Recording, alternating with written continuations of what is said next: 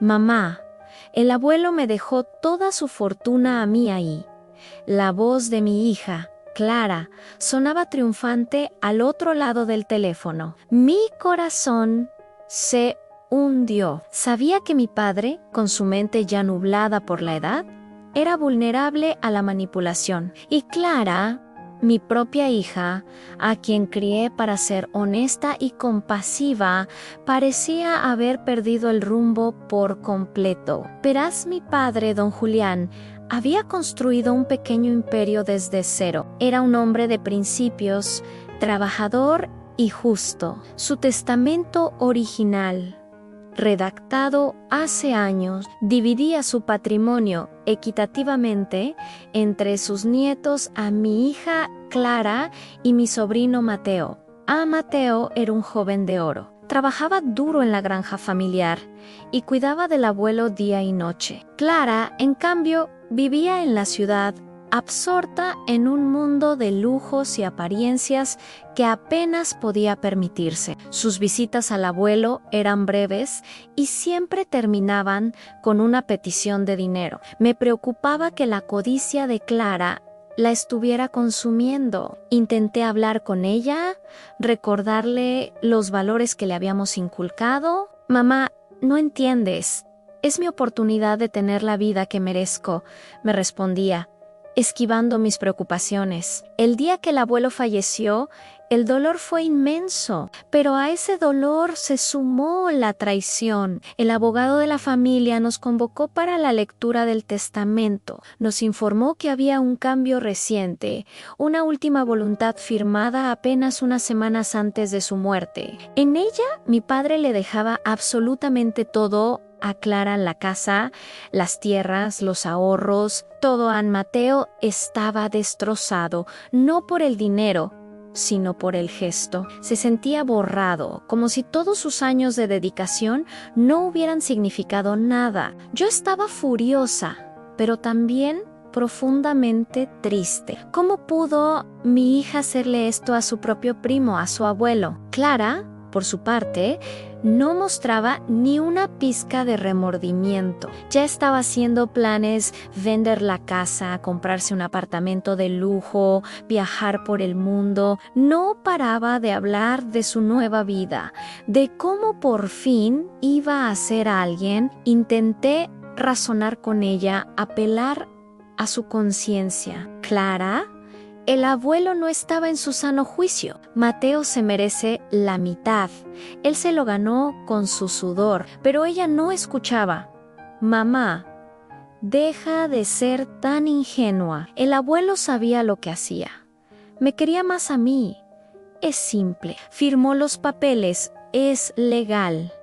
Y con esa frialdad cortaba la conversación. Los días previos a la lectura final en el juzgado fueron una tortura. Mateo, a pesar de su dolor, seguía trabajando en la granja, cuidando de los animales como si nada hubiera cambiado. Le ofrecí mi ayuda para impugnar el testamento, para luchar por lo que era justo, pero él se negó. Tía, no quiero pelear. Si el abuelo decidió eso, lo respetaré. Solo me duele el corazón. Su nobleza me partía el alma y avivaba mi rabia contra la crueldad de mi hija. La noche antes de ir al juzgado, no pude dormir. Pensaba en mi padre, en su sonrisa bondadosa y en cómo su legado estaba siendo manchado por la avaricia. Lego el diálogo. Nos reunimos en una sala solemne del juzgado. Clara llegó tarde, vestida con un traje caro, con una sonrisa de suficiencia que me revolvió el estómago. Se sentó lejos de nosotros, como si ya no perteneciera a nuestra familia. Mateo estaba a mi lado, con la mirada perdida, pero con la cabeza alta. El juez carraspeó y comenzó a leer el documento. Era tal como Clara había dicho. Párrafo tras párrafo, se detallaba como cada propiedad, cada cuenta bancaria. Pasaba a ser de Clara con cada palabra. La sonrisa de mi hija se ensanchaba. Me miró con suficiencia, como diciendo: «Ante lo dije».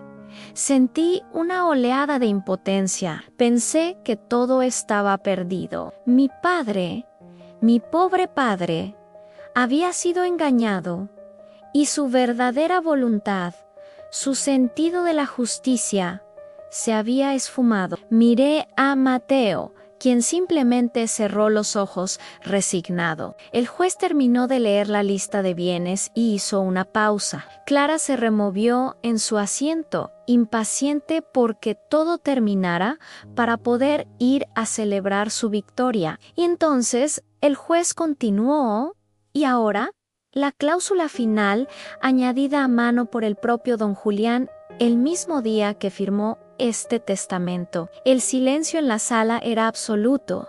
Clara frunció el ceño, confundida. El juez se ajustó las gafas y leyó con voz clara y firme. Para mi nieta Clara, a quien amo pero cuya alma me preocupa, le dejo toda mi fortuna material con una sola condición: antes de que pueda tocar un solo céntimo, deberá trabajar durante un año completo en la granja familiar. Codo con su primo Mateo, Ann deberá aprender a sembrar la tierra, a cuidar de los animales y a vivir con la humildad y el esfuerzo que forjaron esta familia. Mateo será su supervisor y su única fuente de ingresos durante ese año, pagándole un salario mínimo, el mismo que él se asigna a sí mismo. La sala quedó en un silencio sepulcral. El juez continuó leyendo la letra temblorosa de mi padre.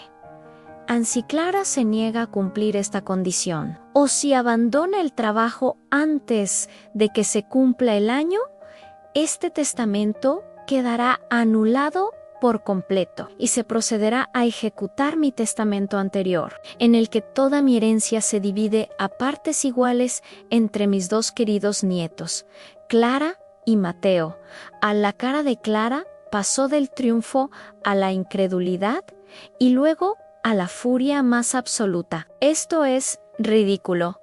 Es una broma, farfulló, poniéndose de pie. No es ninguna broma, señorita, dijo el juez con severidad. La cláusula es perfectamente legal y vinculante. Es la última voluntad de su abuelo, Clara Me Miro, esperando que yo la defendiera, que dijera algo, pero yo no podía dejar de sonreír, una sonrisa que brotaba desde lo más profundo de mi ser. Miré a Mateo y vi como una pequeña lágrima rodaba por su mejilla, pero esta vez en sus labios se dibujaba una tímida sonrisa. Mi padre, a mi sabio y maravilloso padre. Incluso en sus últimos días, con la mente confusa, su corazón y su astucia permanecieron intactos. No había sido engañado. Había visto la codicia de Clara y en lugar de desheredarla,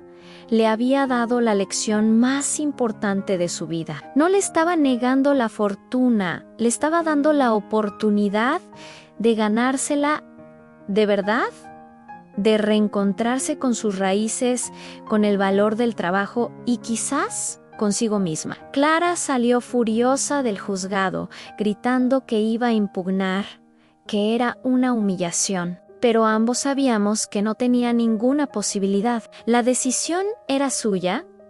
Un año de trabajo duro y humildad para obtenerlo todo, o su orgullo para perder la mitad. Esa noche, por primera vez en mucho tiempo, dormí en paz. Mi padre no solo había protegido su legado, sino que también había tendido un puente para salvar a su nieta. La batalla no había terminado, pero ahora, por fin, había esperanza. La verdadera herencia de mi padre no era el dinero, sino una lección de amor, sabiduría y justicia que resonaría para siempre.